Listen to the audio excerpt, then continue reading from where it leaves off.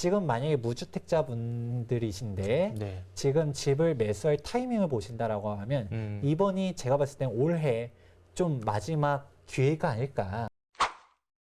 최근에 이제 뭐 집값이 워낙 많이 올라서 이제 다들 걱정인데 이 요즘에 보니까 이제 주택 시장이 이사 대책 효과로 좀 되고 있다. 뭐 이런 얘기도 좀 나오는데 어떠세요? 소장님 생각하시기에는 좀 집값 지금 어느 상태에 와 있다고 보시나요?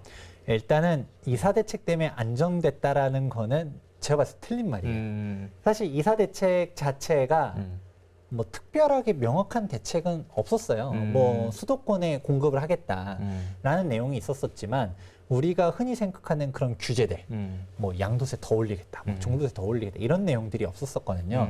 물론 그 규제가 집값을 안정시킨다고 저는 보진 않아요. 그런데 지금 타이밍상 우연의 일치로 맞았었던 거죠. 왜냐?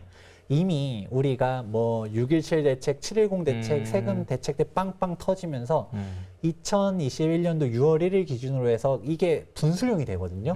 이때 세금이 엄청나게 세져요. 다주택자들은 종부세가 진짜 몇 천만 원 터지는 사람들이 정말 많거든요. 그렇죠. 네. 그러면 집을 팔아야 되는데 이 집을 팔려고 보니까 5월 말까지 잔금을 쳐야 된단 말이에요. 6월 1일 딱 하루에 주택을 보유한 사람이 모든 1년치 재산세, 종부세를 다 납부해요. 그렇다 보니까 지금 집을 팔아야 되는 사람들이 매물들이 나와 있어서 그래서 가격이 올라가지 못하고 지금 횡보를 하고 있는 건데 그래서 지금 안정된 것처럼 보이는 게 타이밍상 그런 거지 특별하게 이사 대책의 효과다라고 볼 수는 없고요. 오히려 이사 대책에 직접적인 영향을 받은 데는 바로 빌라들. 우리 앞서서 뭐 공공 직접 네. 시행자 방식이면 이사 대책 이후로 새로 매매 계약 체결한 사람은 현금 청산 당할 수도 있다. 이런 이야기 했었잖아요. 이런 내용들이 나타나다 보니까 빌라 사면 돼, 안 돼 하면서 빌라 거래량이 뚝 떨어졌었고. 한창 막 오르다가 예. 그러고 또 다주택자라고 하면 세금이 터져요. 그러면 내가 아파트가 두 채가 있다라고 하면 뭐 하나도 팔기가 어렵다라고 하는데 아파트 한 채, 빌라 한 채예요. 이 빌라 뭐 양도 차익 뭐 1억 났다 하더라도 뭐 중과세율 내도 뭐 그냥 정리하고 얘 때문에 세금 몇 천만 원 낼 거면 없애고 말지 할 수 있거든요. 그래서 빌라들은 보면 지금 급매물들이 되게 많은데 아파트는 정작 급매물이 없어요. 우리가 생각하는 집값 안정의 포인트를 아파트로 본다라고 하면 사실 어렵죠. 왜냐하면 지금 만약에 무주택자분들이신데 네. 지금 집을 매수할 타이밍을 보신다라고 하면 이번이 제가 봤을 땐 올해 좀 마지막 기회가 아닐까. 지금 사야지 뭔가 좀 그래도 급매물이라고는 불려요. 매도자들은 뭐 한 2, 3천 낮춰서 내놓거든요. 근데 여기서 말하는 2, 3천이 매수자 입장에서는 성이 안 차는 거죠. 호가를 이렇게 불렀다가 2, 3천 깎아준대. 이것도 높은 것 같다라는 거죠. 내가 그렇죠. 생각하는 가격은 여기인데 네. 이 가격 안 내렸는데 지금도 이 가격 안 내려왔다라고 하면 이게 한계라는 거예요. 뭐냐면 기자님 보통 아파트 매매 계약 체결하면 잔금 한 몇 달 정도 치르죠? 보통 한 뭐 3개월? 이 그쵸? 정도? 예. 3달 정도의 잔금 네. 쳐요. 뭐 짧아도 2달인데 진짜 올해 무조건 팔 거다라고 생각한 사람에는 이미 발등에 불이 떨어져도 진작에 떨어졌었어야 돼요. 3달 전부터 지금 계약 안 되면 어떡하지 해야 되는데 지금도 급매물이 없다라는 거는 그냥 마인드가 이거예요. 둘 다 아파트인데 그러니까 빌라는 막 던져도 아파트는 이게 또 올라갈 텐데 그래 뭐 이 가격에 팔리면 팔고 아니면 말고 뭐 이런 느낌인데 이게 안 팔렸어요. 그러면 6월 1일 때 내가 보유했어. 세금은 6월 1일 하루 기준으로 세금 다 부과된다는 얘기죠. 그럼 나 이미 종부세 몇 백만 원에서 몇 천만 원 터지는 게 이미 확정이야. 굳이 그러면 이제 그 그러네요. 가격에 팔 필요가 없는 거예요. 그러면 지금 나와 있는 매물들, 지금 뭐 뉴스나 뭐 일부 뭐 떨어진다고 말하시는 분들 매물이 적체되고 있다라고 말하는데 그 매물 적체되고 있는 게 지금 이번에 소화가 안 되면 그대로 사라져요. 왜냐하면 굳이 팔 필요가 없어지거든요. 걷어들이겠구나. 그렇죠. 그러면 6월 1일 이후로는 그때 그 가격 3천만 원 싸게 내는 거라도 살게요 라고 했었을 때 그 가격에 내가 팔 이유가 없는데 할 가능성이 있어지는 거고 그럼 그때 이후로 이제 쫙 올라가게 된다라고 저는 보고 있습니다. 일단 너무 많이 오른 건 맞다 이런 인식은 있는 것 같아요. 그래서 이제 뭐 지금 어깨, 뭐 눈썹에서 곧 거품이 꺼지고 이제 폭락할 거다라는 얘기들 많이 나오는데 이거는 어떻게 좀 봐야 될까요? 이거는 네. 사실 미리 말씀드리자면 집값이 많이 올라간 건 사실이에요. 그거는 부정할 생각이 없어요. 그런데 집값이 많이 올라가게 된 이유들이 있죠. 예를 들어서 뭐 제가 방금 전에 말씀드렸던 것처럼 똘똘한 한 채가 있죠. 그러니까 예전에는 집이 세 채, 네 채 있어도 특별한 규제가 없었어요. 그러니까 자금이 내가 전체 자산이 예를 들어 진짜 돈이 많은 분이에요.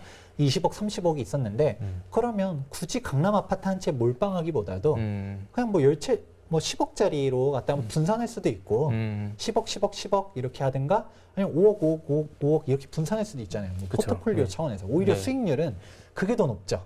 투자 금액이 낮은데 상승 금액은 훨씬 더 높으니까.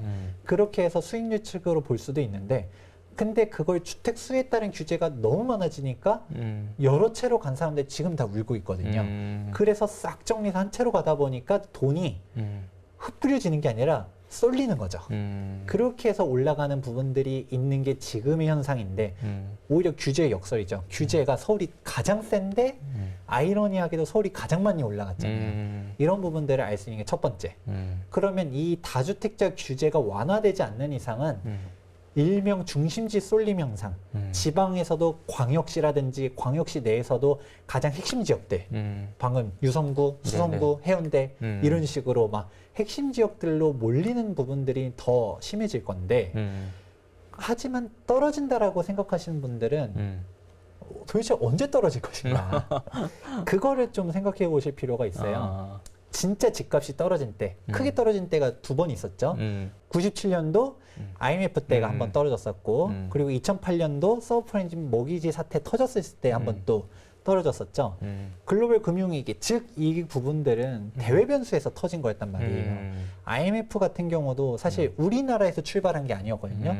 동아시아 외환위기였었는데 이런 사태들이 터지는 경우에 흔들린 거지 국내 변수로 부동산이 무너진 게 아닌데 그러네요. 이게 그런 부동산 가격이 폭락한다라고 생각하시는 분들이 있다라고 하면 즉 대외 변수 뭔가 예를 들어 미중 무역 전쟁이 한번 터진다든가 뭐 미국에서 한 번에 또 뭔가 폭풍 같은 무언가가 나타난다든가 그렇게 예상을 하시면 그러면 진짜 떨어질 수 있죠. 그런데 그거를 예측한다 라는 거는 사실 이 자리에 있을 수가 없을 것 같고 만약 그렇게 예상을 한다라고 하면 주식은 어떻게 될까요? 그러니까 부동산이 무너지는 부분보다도 주식 무너지는 속도가 훨씬 크거든요. 그렇죠. 예. 오히려 그 그때 정도 당시 여파라면 뭐 기업들 막 무너지는 경우도 너무 많았었고 주식 막 휴지 조각되고 오히려 부동산은 무너졌다라고 해도 오히려 하방 경직성이 되게 뛰어나고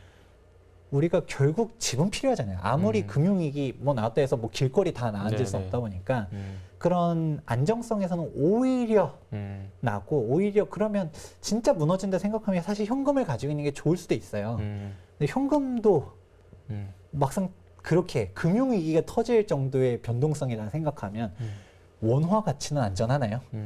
환율이 요동치겠죠. 그러면 이게 사실 보통 폭락을 주장하시는 분들이 대책이 없어요.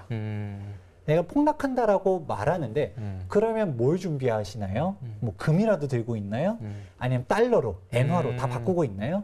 그럼 그런 것도 아니에요. 그냥 너무 비싸 라고 하면서 그냥 비판만 하시는 분들이 너무 많은데 그러면 그게 정말 금융위기가 새롭게 온다라고 하면 그에 맞는 포트폴리오를 구성하고 있는가 그냥 반문해보고 싶습니다.